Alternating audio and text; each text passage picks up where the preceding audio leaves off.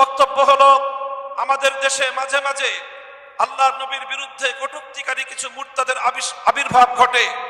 আমরা স্পষ্ট ভাষায় আমাদের অবস্থান ব্যক্ত করছি, আল্লাহর নবীর ইজ্জতের প্রশ্নে আমরা কোনো বিষয়ে ছাড় দিতে আপোষ করতে প্রস্তুত নাই।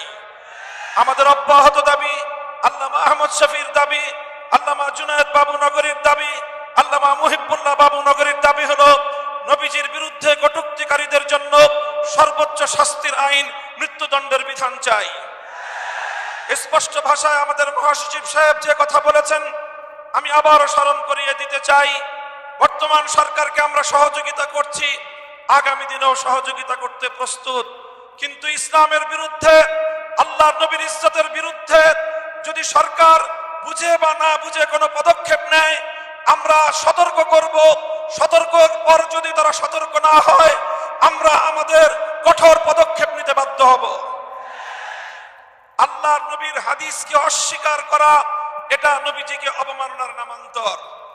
কাজেই শিক্ষা সিলেবাস প্রণয়ন কমিটিতে আল্লাহর নবীর হাদিসকে অস্বীকারী দুষ্কৃতিকারীকে ইসলামী স্কলার হিসেবে দেখিয়ে জনগণকে ধোঁকাবাজি, ভাওতাবাজি করার যে তৎপরতা শিক্ষা মন্ত্রণালয় থেকে করা হচ্ছে, আমরা তার তীব্র নিন্দা জানাই।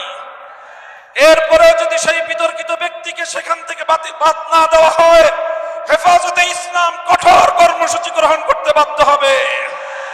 আর হাবিব আল্লাহ রাসূলের ইজ্জতের উপরে আঘাত করার অপচেষ্টা করবে, সেই অপচেষ্টাকারীর দাঁত ভেঙে দেওয়া হবে। আমরা স্পষ্ট ভাষায় বলতে চাই, আল্লাহ রাসূলের ইজ্জত রক্ষা করা আমাদের জান রক্ষার চাইতে আমাদের নিকট বেশি গুরুত্বপূর্ণ। অতএব আমরা ঐক্যবদ্ধভাবে আল্লাহ রাসূলের ইজ্জত রক্ষায় আগামী দিনে হেফাজতে ইসলাম ঘোষিত যে কোনো কঠিন থেকে কঠিন কর্মসূচি আমরা বাস্তবায়নে আমরা সকলেই সচেষ্ট থাকবো। আল্লাহ হেফাজতের মানুষ একটি কর্মীয় ঘরে বসে থাকবে না, তাই ভাঙিয়ে ফেলবো প্রত্যেকটা। আমরা যদি ইসলামকে ভালোবাসি, তাহলে ইসলামের এই সুফল হিন্দুদেরকে দিতে পারি, খ্রিস্টানদেরকে দিতে পারি, তারা এখানে নিরাপদ থাকবে। কিন্তু আমার ঈমান নিয়ে খেলা যারা করবে, সে কি মুসলমান নামধারী না হিন্দু, তা দেখার সময় আমাদের থাকবে না।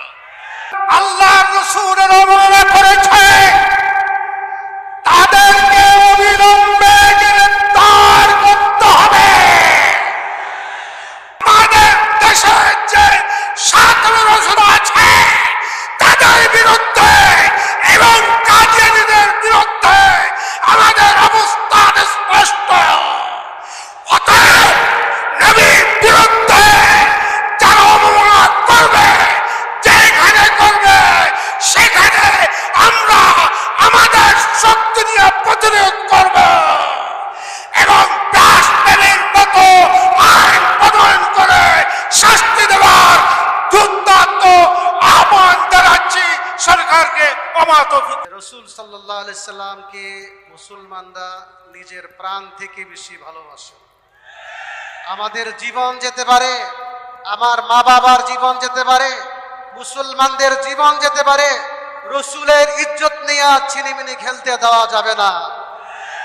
অনতিবিলম্বে এই দুইজনকে গ্রেফতার করে শাস্তির আওতায় আনতে হবে। সাথে সাথে বলতে চাই, শিক্ষা কমিশন শুধু বাদ দিলেই হবে না। শিক্ষা প্রণয়ন কমিটিতে কোনো বিতর্কিত ব্যক্তি থাকতে পারবে না। বিশেষ করে মুনকিরে হাদিস, যেই ব্যক্তি কোরআনকে অস্বীকার করে, কোরআনের একটি আয়াতকে অস্বীকার করে, অথবা রাসূলের একটি হাদিসকে অস্বীকার করে, সে মুরতাদ, কাফের। এই ধরনের মুরতাদকে শিক্ষা কমিশনে, প্রণয়ন কমিটিতে থাকতে দেওয়া হবে না। অতি দ্রুত শিক্ষা মন্ত্রণালয় এই ব্যাপারে ব্যবস্থা গ্রহণ করবেন। এবং আমাদের দেশে যারা রাসূলকে গালি দিবে, সাহাবাগীরা, নাস্তিক, মুরতাদেরা, যারাই গালি দিবে, তাদের বিরুদ্ধে সর্বোচ্চ শাস্তি রেখে আইন পাশ করতে হবে। এই কটূক্তি করে সারা বিশ্বের নবী প্রেমিক মুসলমানদের অন্তরে আগুন ধরিয়ে দিয়েছে। আজকে এই সমাবেশ থেকে ভারতকে বলছি, অবিলম্বে এই দুই কুলাঙ্গারকে গ্রেফতার করে শাস্তি দিতে হবে, শাস্তি দিতে হবে।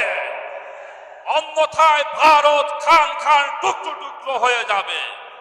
আর আমাদের সরকারকে বলি, অবিলম্বে ভারতের রাষ্ট্রদূতকে ডেকে এর কড়া প্রতিবাদ করতে হবে, অন্যথায় দেশের মুসলমান জনগণ এর বিরুদ্ধে ব্যবস্থা গ্রহণ করবে। সর্বশেষ কথা, ভারতকে আবারও বলি, তোমাদের স্বার্থে এই কুলাঙ্গারদের গ্রেপ্তার করে শাস্তি দিতে হবে, অন্যথায় সারা বিশ্বের মুসলমান যদি ভারতের দিকে রওনা হয়, ভারত টুকরা টুকরা খান খান হয়ে যাবে। সংগ্রামী বিক্ষুব্ধ জনতা